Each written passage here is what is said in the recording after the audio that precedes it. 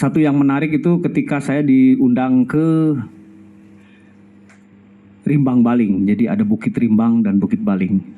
Dan akhirnya ketika saya berada di tengah hutan sana dan bersama teman-teman menemukan juga ada beberapa sisa-sisa tebasan pohon-pohon kopi yang waktu itu ditanam oleh Belanda juga waktu itu. Jadi bagi saya Rimbang Baling juga menarik. Jadi yakin sebenarnya di Lombok ini pun juga pasti ada ceritanya. Dan baik, ini adalah sebuah cerita yang saya coba jadikan sebuah lagu tentang Rimbang Baling.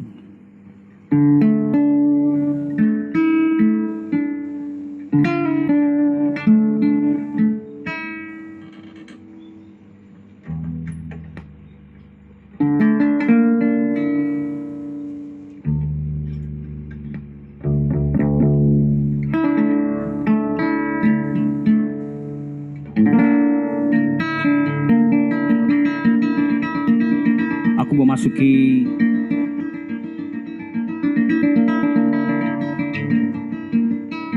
telusuri alam sungai menuju Bukit Rimbang dan Bukit Baling dengan perahu, dan di tengah-tengah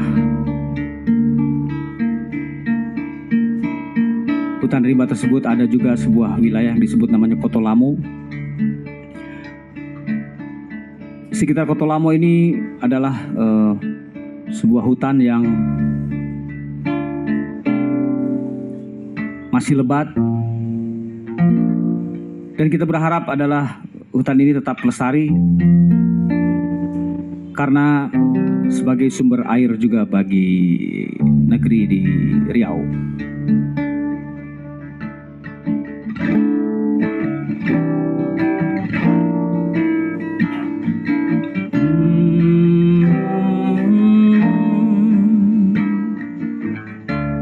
Sampan sepanjang negeri,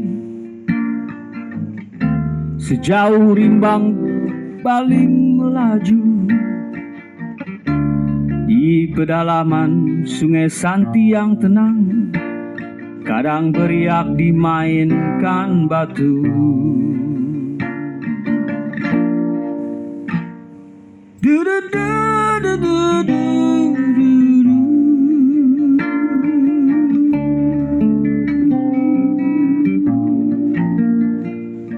Lalu di manakah mimpi kan berlabuh di saat kopi terseduh, mengharumkan sejarah yang tengah kita tempuh.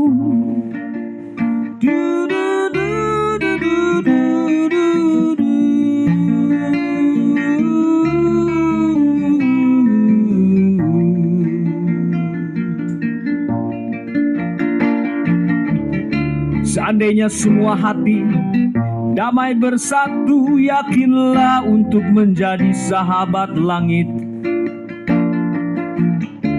Kebahagiaan alam lestari, negeri kita rukun di bawah naungan daun salo lagi.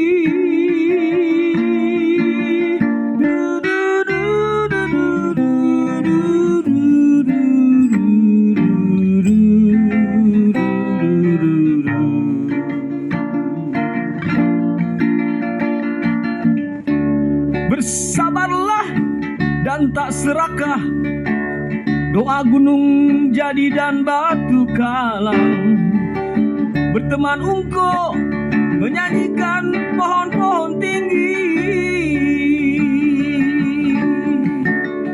Akankah kau bersedih, di puncak gunung tak ada lagi? Akankah kau bersedih ketika di puncak gunung tak ada lagi burung gua menari?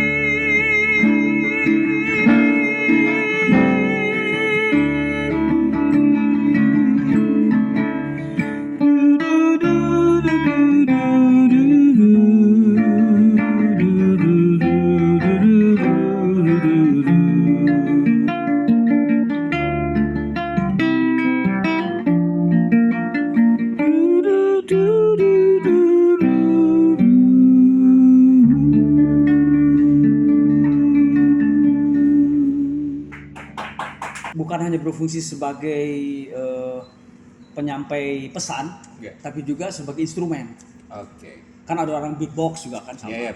Ya sebenarnya apa bedanya juga dengan kita coba aja dengan seperti itu. Nah itulah yang memberikan ide munculnya kopi mulai dingin. Kopi mulai dingin harus ada seruput dulu, ada sebagian daripada instrumen musik. Ya. Intronya itu intronya. Itu.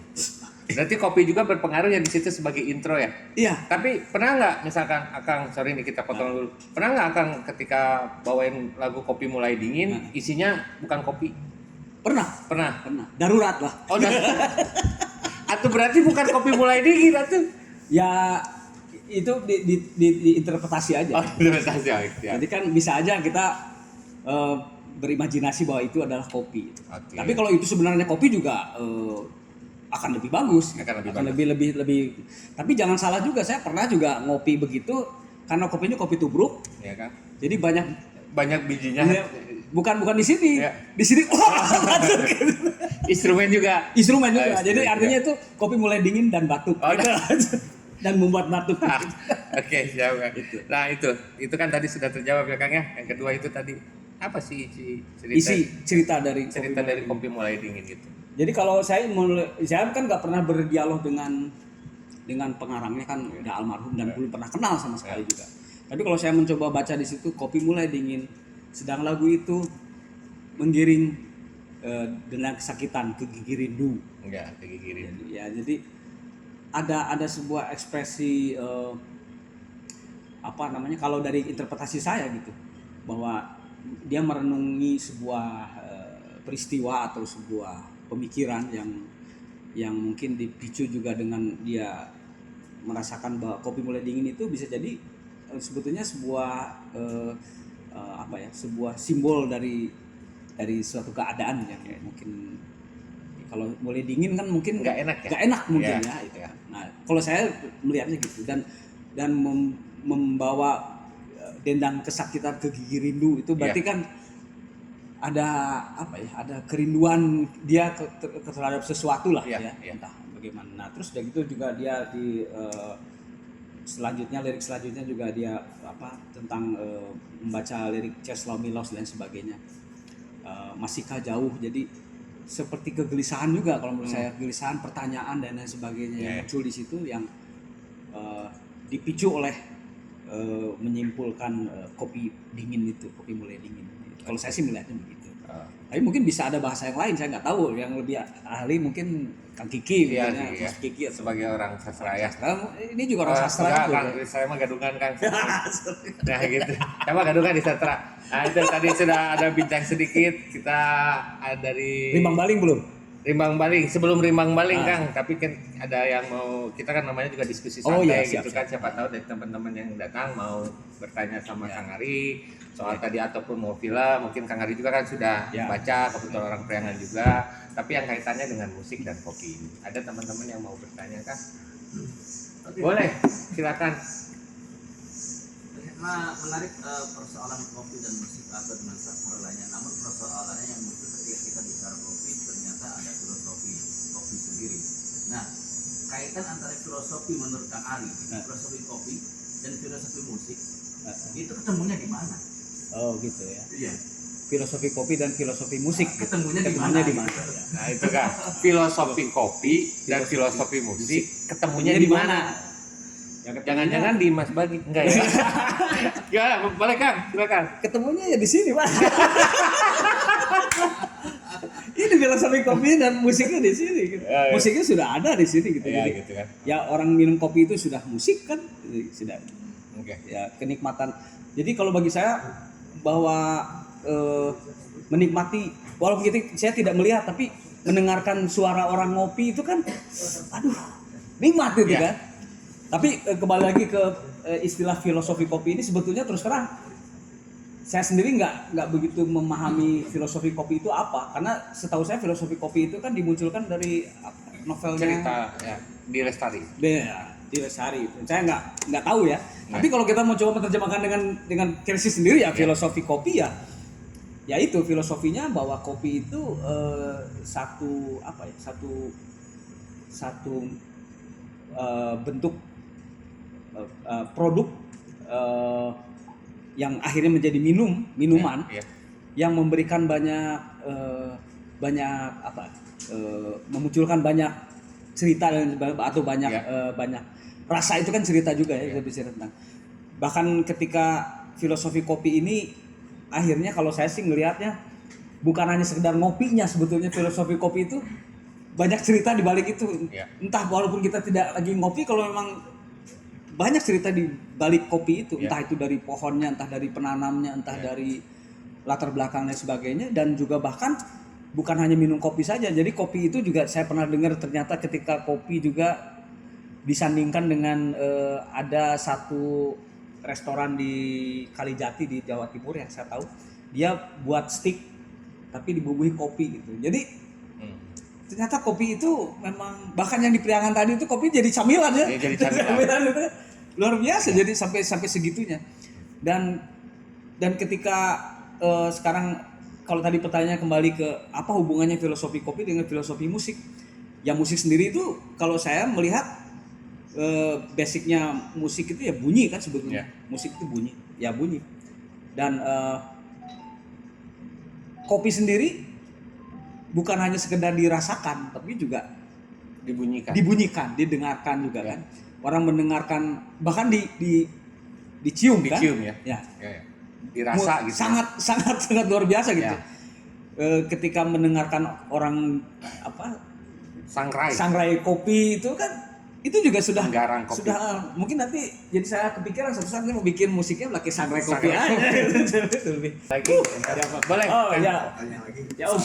Lebih cenderung ke soal nasib kopi Lombok ya. Nah, kopi Lombok ini sebenarnya kan saya melihat di sini kita seperti jadi tamu di tanah sendiri ya. Saya melihat fakta bila mana saya main kafe, yang ditawarkan bukan kopi Lombok, bukan kopi saja, tapi yang ditawarkan adalah kopinya kopi apa? Kopi Toraja, kopi Puntang, kopi Kintamani, kopi Toraja ya tadi Sidi Kalang, yang notabene kopi-kopi yang sudah di luar. Padahal kan Lombok ini gudangnya ya dari Arabica maupun Robusta. Robusta mungkin dari Bucitmen yang lebih paham di bawah ketinggian 1000 mdpl. Nah, atau saya melihat fenomena yang sangat sedih juga kalau kita berjalan-jalan ke epicentrum. Di epicentrum itu yang tersaji boothnya adalah kopi Kintamani dan kopi Toraja. Yang notabene tadi kembali lagi kita berada di tanah kopi. Nah, apakah ada gerak, saya nyambung dengan kopi sastra dan budaya? Apakah tercetus kalangan seniman gitu, musisi, dan Mas Kiki nggak ada juga?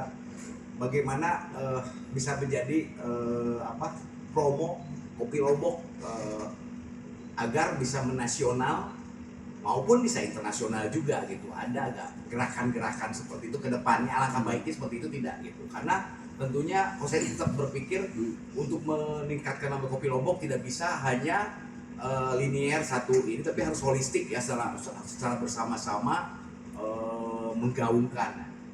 Apakah memungkinkan nggak dari kalangan tadi sastrawan atau budayawan memulai untuk membudayakan kopi Lombok? Selalu Lombok menyampaikan, misalnya Kang Ari dengan terkenal dengan konser gerilyanya, tiba-tiba ke Bandung seluputnya kopi Lombok. Nah, itu udah menjadi bagian dari promo. Memungkinkan nggak dia dari kalangan sastra atau musisi? Terima kasih. Ya. Kang. Ya, saya nggak bisa mewakili orang lain ya, saya nggak tahu ya teman-teman yang lain. Tapi saya sendiri sebetulnya kalau tadi pertanyaannya pernahkah bisa dicoba, bukan bisa lagi, sebetulnya saya pernah mencoba itu, dan tahun 2006 kalau nggak salah waktu itu saya mengunjungi beberapa juga tempat bawa kopi Lombok waktu itu. Tapi nah ini kopi Lombok itu kan di zaman itu ketika saya melakukan itu tuh ketika mungkin belum semarak sekarang orang melihat kopi itu sebagai kopi murni yang digiling itu, tapi lebih kopi tradisi yang kopi campur gitu. Nah itu, tapi bagi saya tidak mempersoalkan itu kopi murni atau campur, tapi paling tidak saya ingin memperkenalkan kopi yang di Lombok sering diminum adalah kopi. Waktu itu kebetulan saya bawa kopinya dari Warjep, yaitu jadi ibu Yun yang suka ini kopi sendiri, ngeracik sendiri. Nah, akhirnya saya beli dan saya bawa untuk tur gerilya waktu itu. Dan salah satunya saya kebetulan mampir di namanya Kopi Ranin di Bogor. Jadi itu ada warung kopi Ranin. Itu luar biasa ketika saya datang itu dia ada semacam apa Gung kalau orang bikin apa namanya tester ya. Kalau orang kopi nyoba kopi itu ya pokoknya dites ya. Tester ya. Nah waktu itu kebetulan juga ada temen yang datang ke Kopi Ranin di Bogor itu dari beda bawa kopi dari NTT. Itu kopi apa ya yang terkenal? Manggarai Bajawan. Bajawa itu ya. Bawa itu bawa segala macam. Wah kopi murni nih.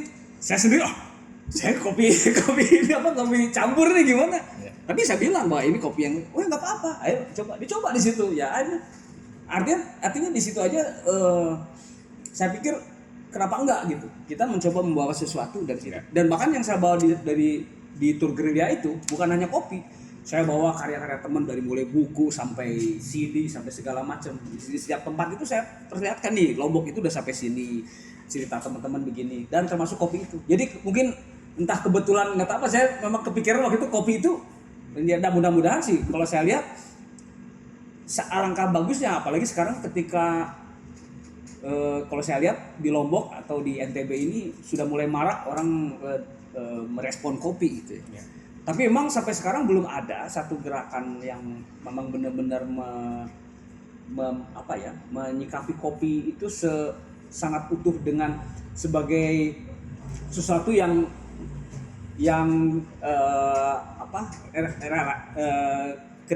keterkaitannya dengan kebudayaannya dan makanya bagus artinya kalau saya lihat tema yang sekarang diangkat ini sangat bisa juga kalau saya harap bisa memicu semangat yang lain untuk mau berpikir ke sana gitu bahwa kopi ini penting untuk menjadi juga bagian dari kebudayaan itu gitu.